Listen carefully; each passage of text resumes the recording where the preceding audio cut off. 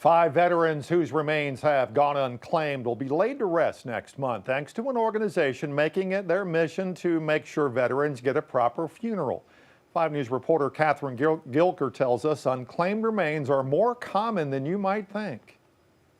It is very heartbreaking. The nonprofit, the Missing in America Recovery Project, identifies unclaimed cremated remains of veterans and give them funerals. The organization started in Idaho in 2006. These veterans, when they signed up, they signed on the dotted line for their lives, and they were guaranteed that they would have a proper and dignified burial.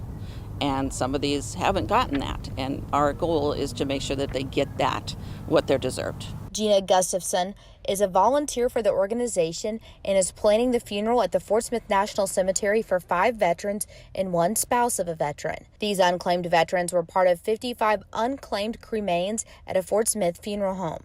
She says unclaimed veterans is an issue seen all across the country. Either the families just didn't care about, or they might have been separated from their family.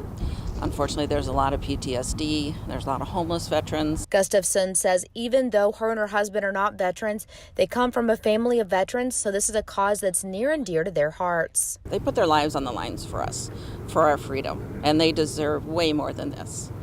So we're just very humbled and grateful that we're able to do this and give them a final resting place. They are still working to identify if the other unclaimed remains are veterans at the Veterans Administration in St. Louis. Director of the Fort Smith National Cemetery, Marshall Murphy, says this can serve as a reminder to make sure you looked after your loved ones. It's nice to see that there's people that care that will go around to these funeral homes and connect the dots, as can be very time consuming and difficult to do, and they get everything taken care of so that these persons can be interred at the National Cemeteries. In Fort Smith, covering news where you live, Catherine Gilker, 5 News.